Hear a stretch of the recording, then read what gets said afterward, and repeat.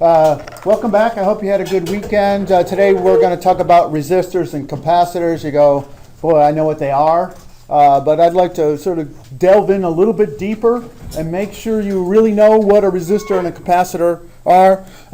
I'm taking this stuff out of the book. There's a little bit in 8.1, a little bit more in 9.1. Okay.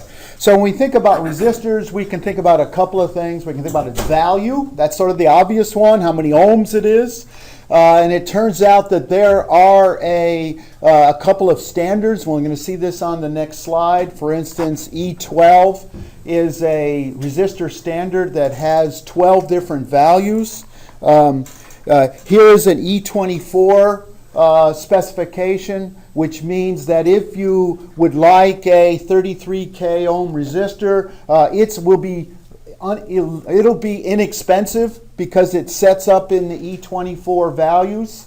And the way these standards work is you have either 12, 24, 96, 144 different resistor values down on the rows, and then the columns are powers of 10. Okay, so that's what a standard in resistor values are, and it turns out the capacitors have those same standards. But as you know, my office doesn't have that many, and so the other way to tell would be to go to the Lab 8 BOM and see what's available in my office. Okay. The second is power, and that's obviously V times I, or V squared over R, or I squared R, and that's the maximum amount of power this resistor can do before it explodes. I remember my favorite 319K demo is I got back when my office was closer to classroom. I brought in my power supply. It showed the voltage and the current, and what happens when I increase the voltage. Power goes up, right? V squared. Okay? And it doesn't take long for me to overflow this, and then something wonderful happens. It turns into black dust. Okay? It makes a big pop. So for the ones from my office, those are 1/6 watt. Make sure V times I is less than. Unless you have motors, you're probably not a worry. The next is mounting, and this is the parts you should have been using in your PCB were 1/8 watt parts. They're actually 1/6 watt resistor, but it fits in that hole, and I'll show that to you in a moment. And the third is the tolerance. It turns out this is an interesting exercise. You need a specific value, okay, in order for it to make it work. There are two ways to get a resistor to be just perfect. Okay, one is to use a 50-cent potentiometer that you stick in there and you adjust it till it's perfect.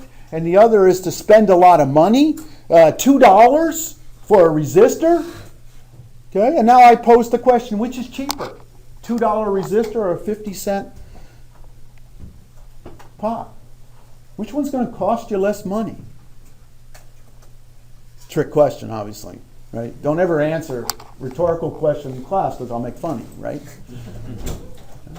And that has to do with the labor cost. Now, in college, you actually have a negative labor cost, right? Which means that the harder you have to work, the more value it is, right? Because that's education. If I make a lab that's hard, you might argue that it's better, okay?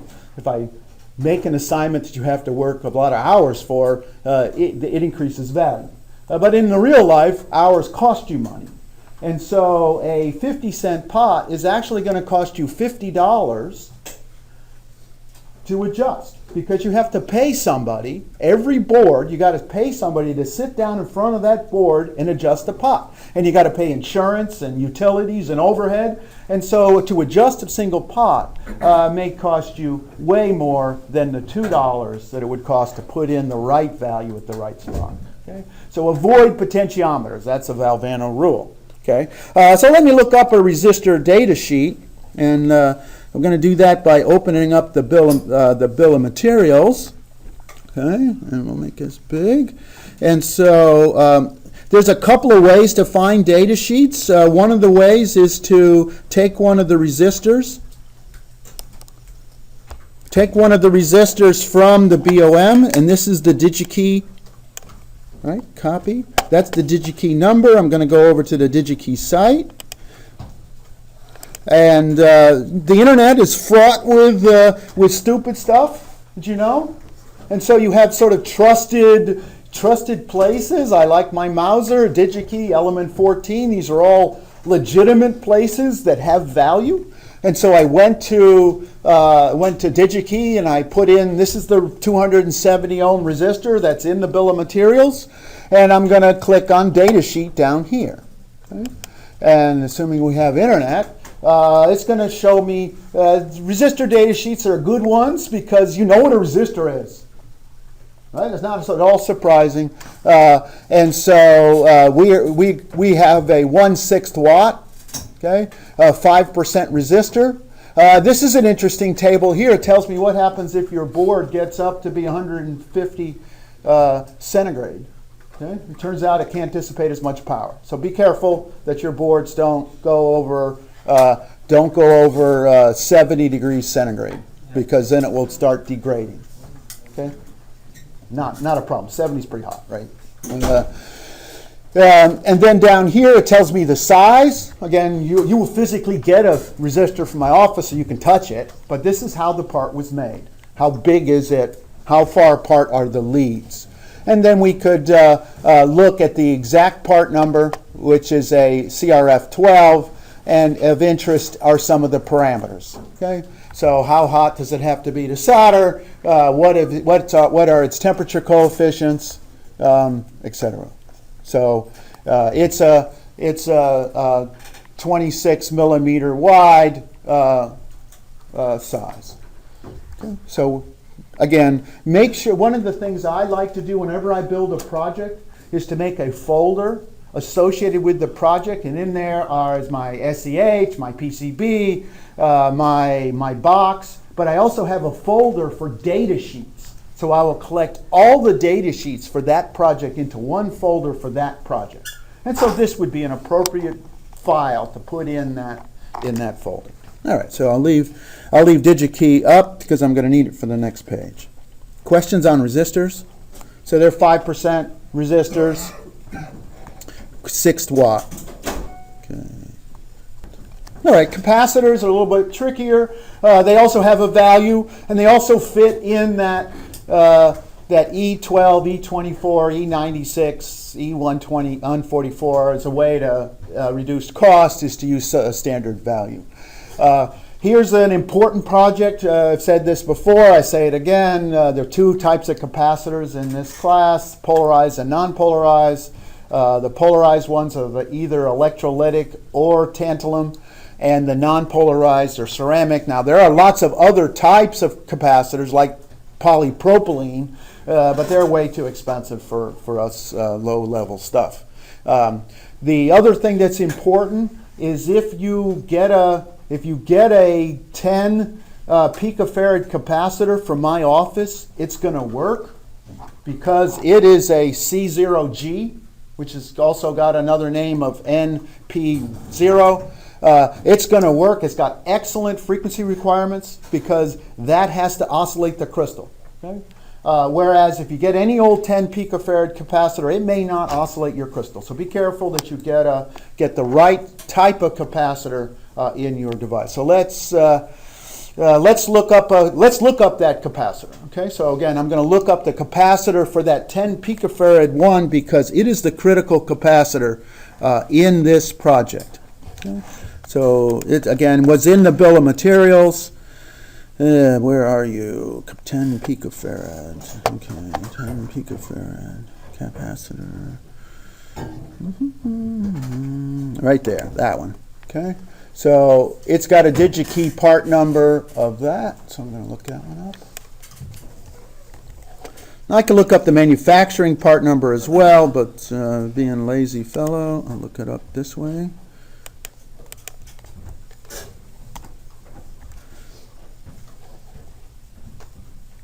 Okay, there's the data sheet for it. And in particular, we have a C0G 10 nanofarad capacitor. And what's interesting here, again, is a couple of things. First of all, its temperature coefficient. the temperature coefficient is only going to be plus or minus 30 parts per million per degree centigrade. Whereas if you look at a Y5V, crap stuff you get in checkout, right? Because it's the cheapest and they don't know what they're doing. Anywhere from plus 22 to minus 82%. Okay?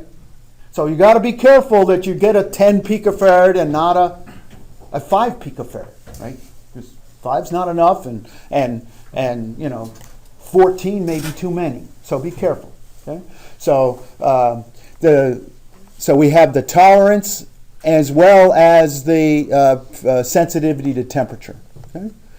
So that's why we have to specify the right capacitor for the right job. And again, it will show me how big it is, what its size is, how it was made, all very interesting stuff. This is, again, a C0G. Now, there are some X7Rs in there, but we don't, because they're going to be used for bypass capacitors, and we don't really care if it's plus or minus 15%. So be careful of your capacitor type. All right. So again, download the data sheets for your device. Okay, talked about the size. Okay, that's not the right through hole. Tolerance. Okay, so the next thing I want to get across to you is, have they lied to you? Remember what? Do you remember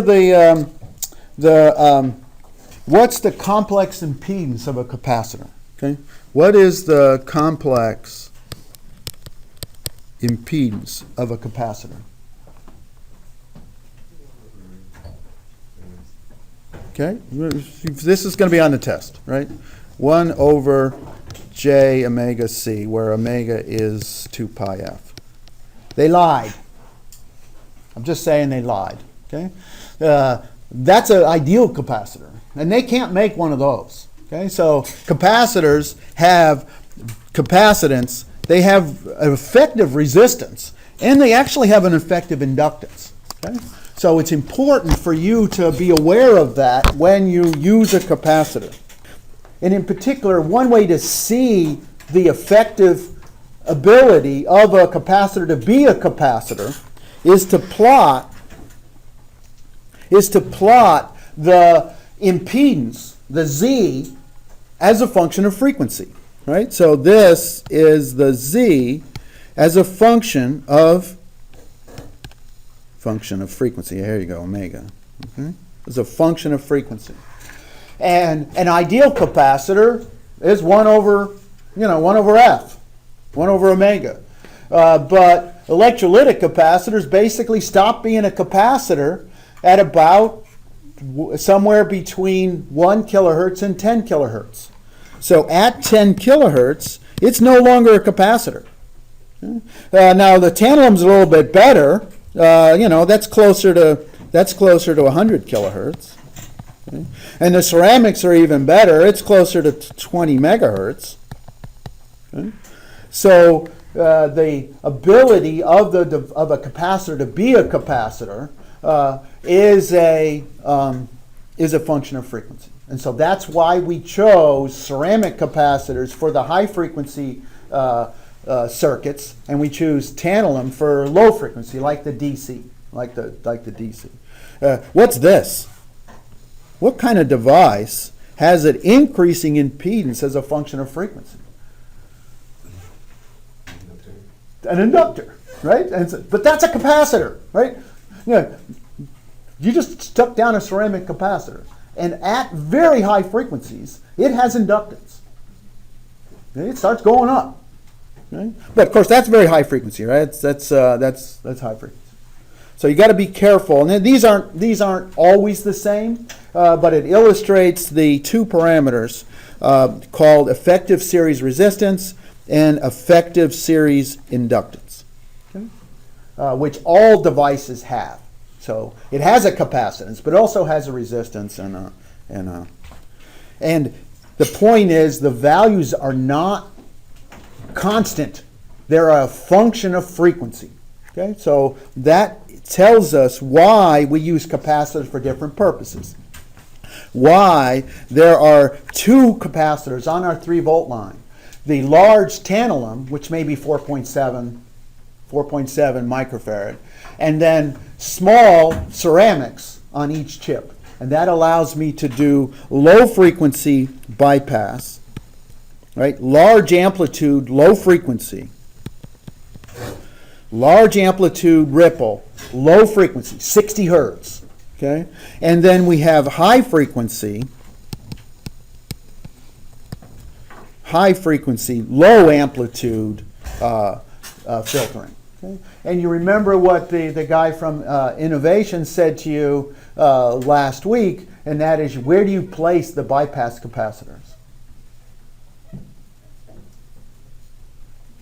Where do they go? Close to the chip. Close to the chip, right? So it's like your own private storage for each chip.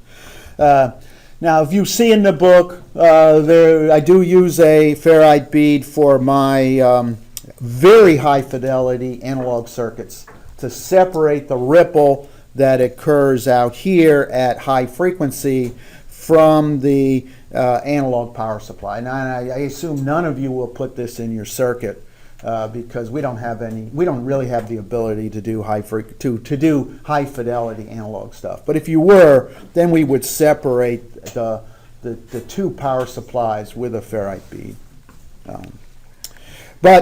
So we use capacitors for the power supply filters, and we're going to use capacitors as we go along for analog signal processing. All right. All right. So in summary, make sure you got the right size, make sure it fits on the board. That's a deliverable in Lab 7. You want to take your little piece of paper. In Lab 7, you're going to take your little piece of paper, you're going to print it on both sides, you're going to make sure all your parts will fit on here. You haven't inadvertently put down a surface mount part. Unless you intended to, most of you will not use surface mount resistors or chips, other than the processor, which we'll solder, and the other surface mount part that everyone will have is the crystal. Okay. Questions?